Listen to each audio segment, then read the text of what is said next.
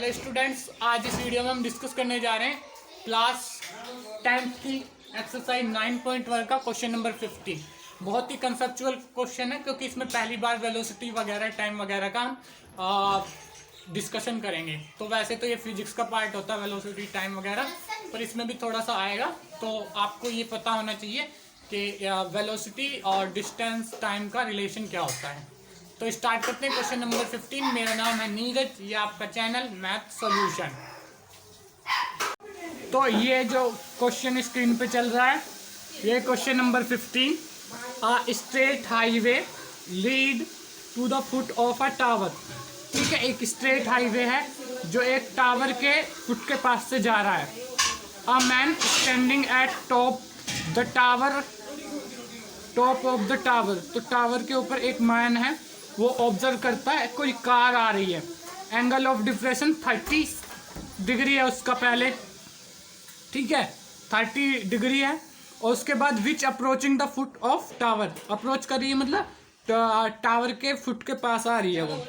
तो tower with uniform speed, तो approaching tower with uniform speed, तो यानी कि यूनिफॉर्म स्पीड है, कोई स्पीड में चेंज नहीं आएगा।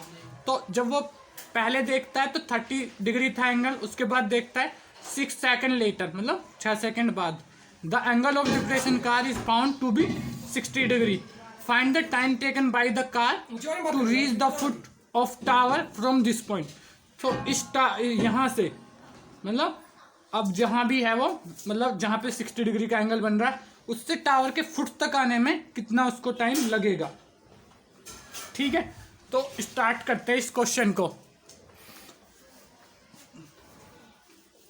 जिनके पास बुक नहीं है वो स्क्रीनशॉट ले लो।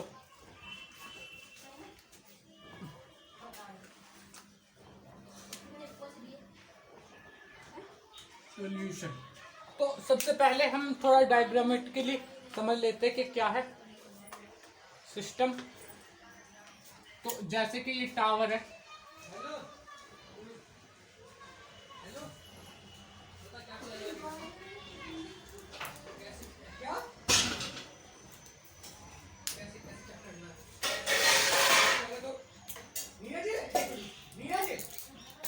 तो ये यहाँ से हाईवे जा रहा है, ये हाईवे जा रहा है, ठीक है, इसके फीट के पास से। तो यहाँ पे कोई आ रही है कार, यहाँ पे कोई आदमी खड़ा है, ठीक है। अब यहाँ से इसने इसको देखा, तो एंगल ऑफ डिप्रेशन है, ये मान लो, ये मान लो, कोई फर्क नहीं पड़ता उससे। एंगल ऑफ डिप्रेशन है या यही होगा, क्योंकि पास आएगी तो ये एंगल बढ़ेगा, ठीक है। एंगल ऑफ डिप्रेशन ये होगा, क्योंकि पास आएगी तो वो घट जाएगा ना, अप्रोच करेगी इसको तो यहाँ पे आएगी, 6 सेकेंड लेटर यहाँ आई तो ये एंगल घटेगा और ये बढ़ेगा, तो यही होगा 30 डिग्री। फिर उसके बाद 6 सेकेंड लेटर ये यहाँ आ गई कार, तो ये एंगल यहाँ से ये हो गया 60 डिग्री, ठीक है। तो वैसे ये एंगल होता है एंगल ऑफ डिप्रेशन, अगर बता दो तो ये यहाँ पे 30 डिग्री था, तो ये जो 30 डिग्री है ना, तो ये यहाँ पे 60 होगा, ये 30 होगा, तो ये 30 होगा, क्योंकि ये लाइन पैरेलल बनाई है बिल्कुल इसके। तो ये 30 एंगल ऑफ डिप्रेशन, पहले 30, उसके बाद थोड़ा सा बढ़ गया ये एंगल ऑफ डिप्रेशन, ये पूरा एंगल यानी कि 60 डिग्री है। तो ठीक है, इसको जितना ये होगा, अब ये दोनों पैरेलल है तो ये अल्टरनेटिव एंगल करके ये बराबर होंगे, ये 30 होगा इस टाइम पे, ठीक है। तो समझ में तो आ ही गया होगा। तो इनको लेके चल सकते हैं, इनको लेके चल सकते हैं, जैसे मर्जी। मैं इनको लेके चलूंगा अभी, ठीक है। एंगल ऑफ डिप्रेशन मतलब पैरेलल लाइन जो जमीन से जा रही है उससे कितना डिप कर रहा है, यानी कि ये वाला नहीं होता कभी भी, ठीक है। तो स्टार्ट करते हैं इसका सॉल्यूशन। तो पहले रिलेशन बनाते हैं, दो ट्रायंगल ले लेते हैं। सबसे पहले लेट द आई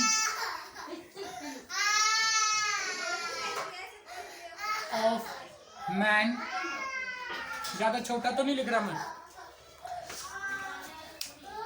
चलो ठीक है, मेरे हिसाब से दिख जाएगा। Let the eye of man as point A and initial position of car. Initial मतलब पहले जो पोजीशन थी, initial position of car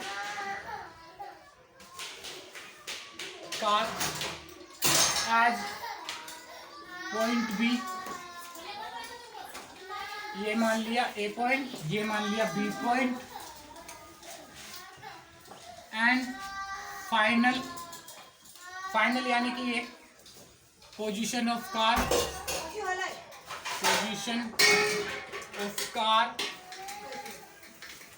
as point C, ये पॉइंट सी मान लिया, यहाँ पे कार है अभी, and the foot of tower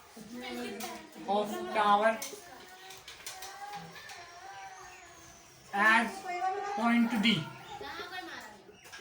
तो इसको पॉइंट डी मान लिया मैंने, ठीक है। और उसके बाद लिख देंगे नाउ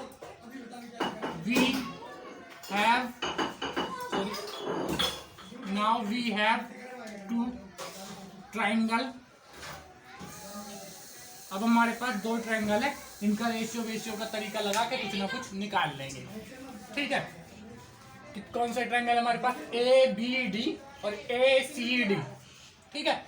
ये इधर ट्रायंगल लेने में इस वाले ट्रायंगल को नहीं लेना, ये यहाँ पे लिखो now we have two right triangle, right,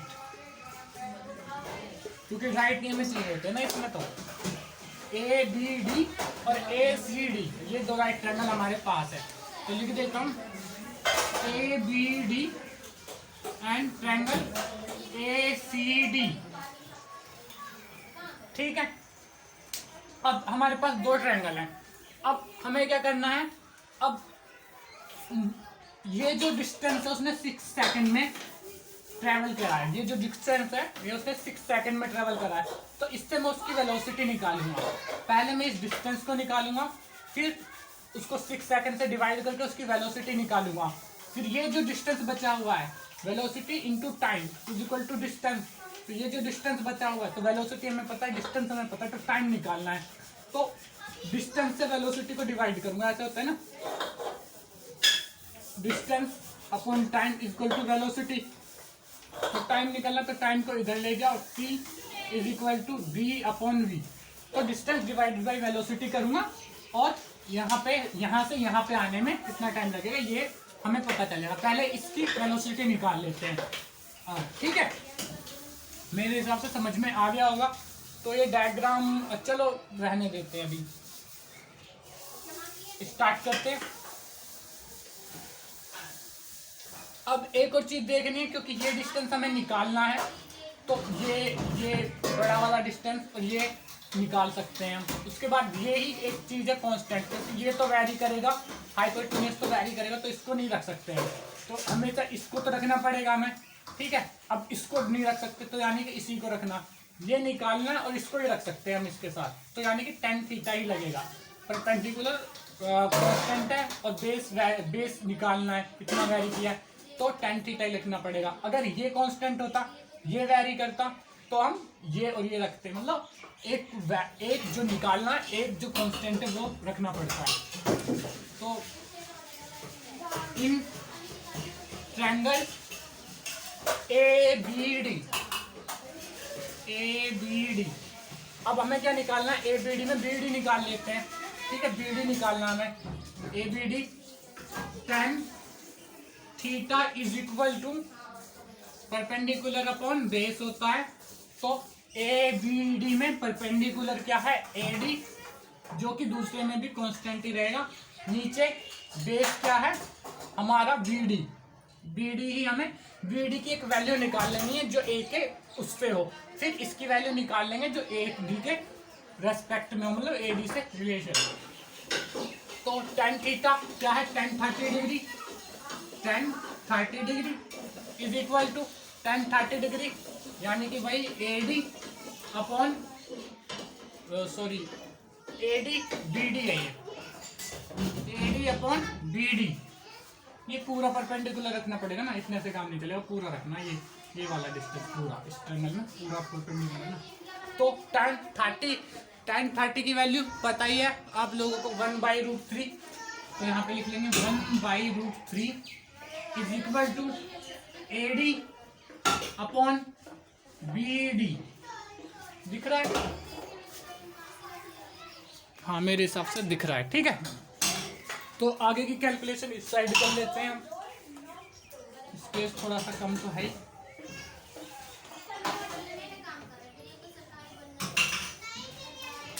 ठीक है, तो यहाँ से अब क्या करना है, BD को इधर ले आओ, इसको इधर ले आओ, तभी तो BD की वैल्यू निकल पाएगी। तो BD को इधर ले गया तो BD/√3 is equal to AD। अब ये नीचे था, इसके साथ मल्टीप्लाई हो जाएगा। BD is equal to AD into √3। तो BD की ये वैल्यू हमें लिख लो, इसको चाहे 1 डाल दो इक्वेशन को। ठीक है, अब इसको फटाफट नोट कर लो।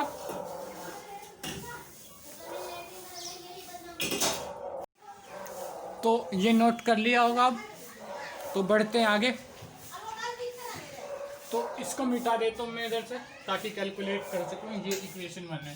ठीक है, ये सब मिटा देता हूँ, इसकी कोई जरूरत है नहीं ना अभी।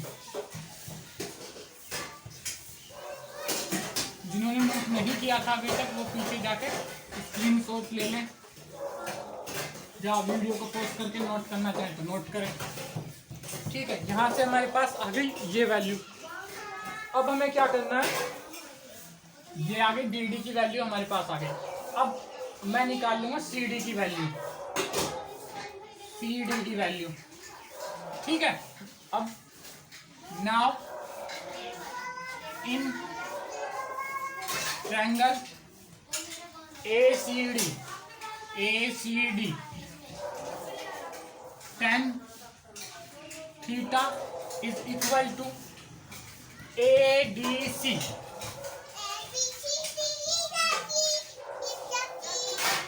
परपेंडिकुलर अपॉन बेस यानी कि AD upon CD।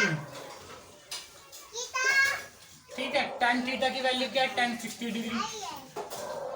tan 60 degree is equal to AD upon CD। ठीक है, तो ये tan 60 कितना होता है, √3।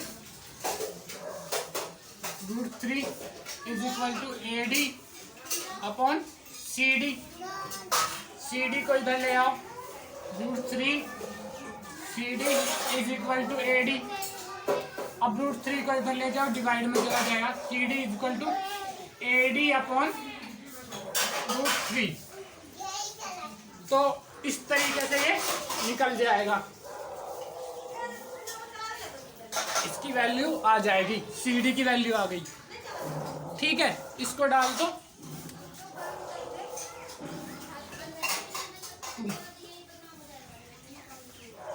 इक्वेशन 2 डाल दो इसको। ठीक है, नोट कर बेट।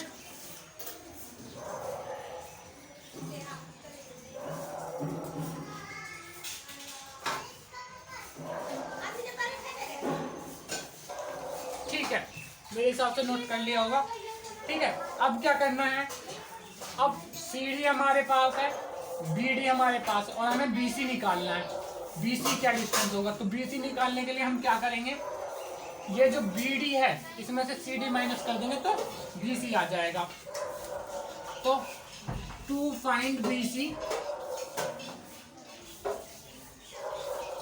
ठीक है, BC को फाइंड करने के लिए BC is equal to BD minus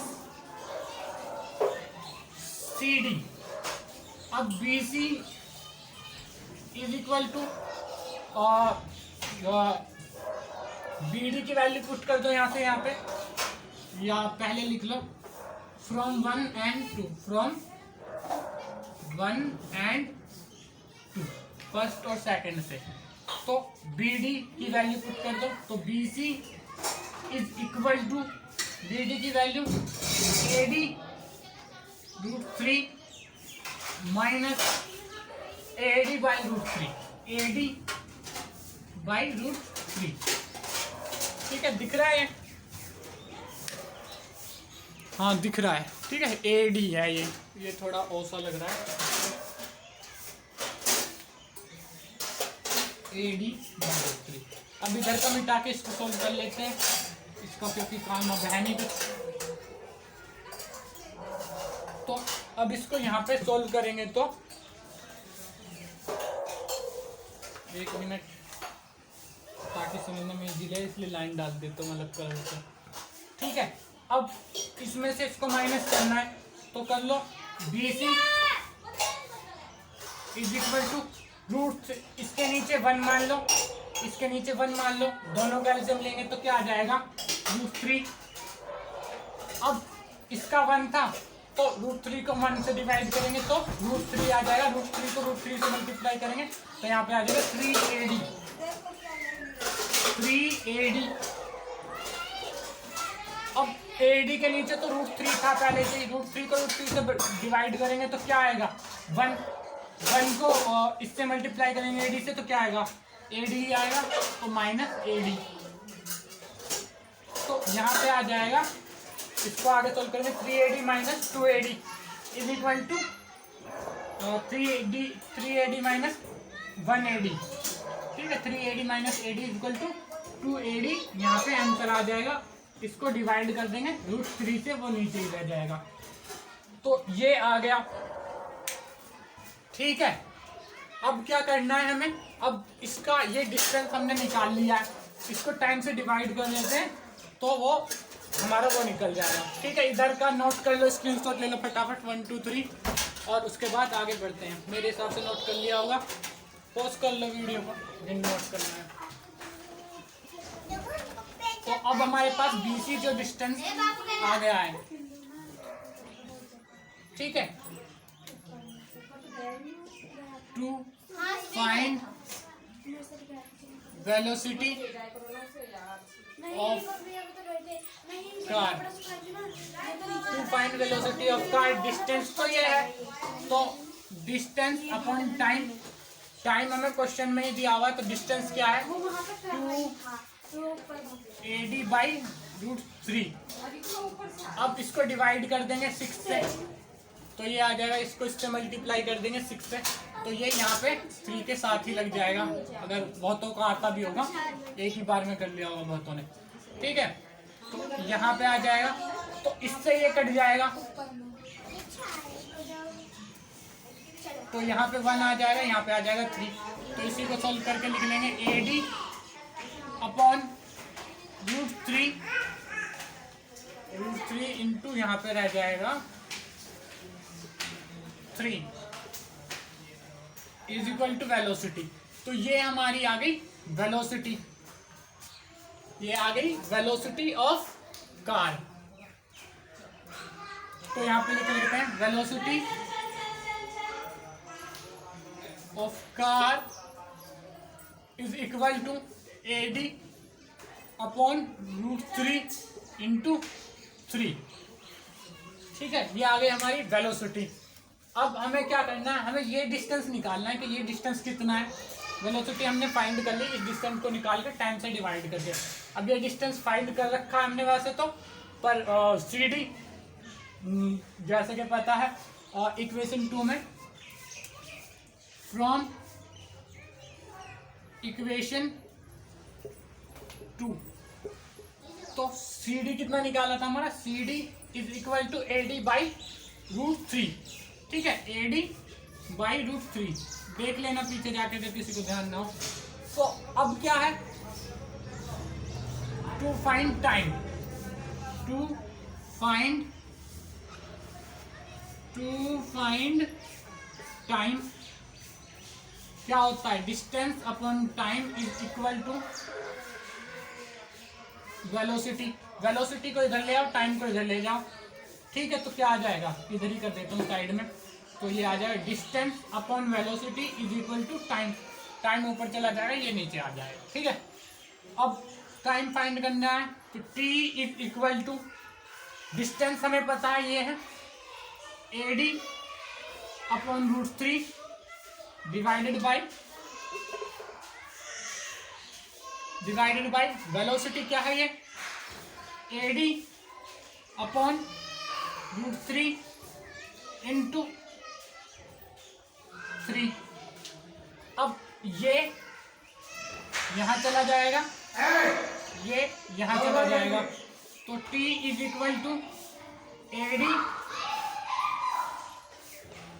into √3 into 3 divided by √3, ये यहां से यहां और नीचे से आ जाएगा एडी, तो √3 से √3 कट जाएगा, एडी से एडी कट जाएगा, तो T is equal to 3 second. ठीक है, तो ये आंसर आ चुका है, एक बार मैं भी चेक कर लेता हूं। हाँ, तो ये आंसर ठीक है, 3 सेकंड में ही कार पहुंचेगी यहाँ से यहाँ। अब यहाँ से यहाँ पहुंचने में कार को 3 सेकंड लगेंगे। ठीक है, हमने ये समझ लिया। तो अब बस इसकी स्टेटमेंट में लास्ट में लिख देता हूँ।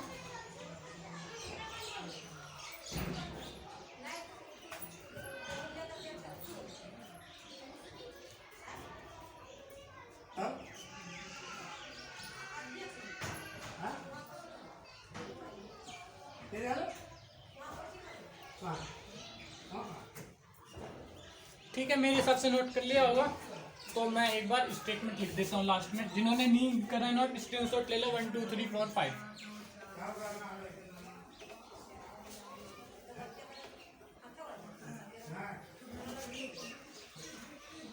तो लास्ट में स्टेटमेंट में क्या लिख सकते हैं, the car take 3 second to reach the foot of tower from this point, यानी कि पॉइंट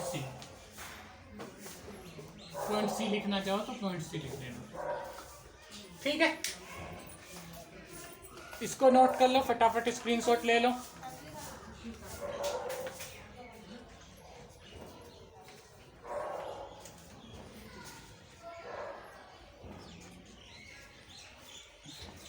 ठीक है, मेरे हिसाब से नोट कर लिया होगा, तो इसको मैं इरेज कर देता हूँ अब। ठीक है, ये एक्सरसाइज भी लगभग हो गई है खत्म, और लास्ट क्वेश्चन जो क्वेश्चन नंबर 16 इसका रह गया है, उसको हम बाद में ही यहाँ डिस्कस करेंगे अगले वीडियो में। तो अभी इस वीडियो को करते हैं ओवर। अगर ये वीडियो आपको अच्छी लगी और इससे समझ में आया हो तो वीडियो को लाइक ज़रूर करें।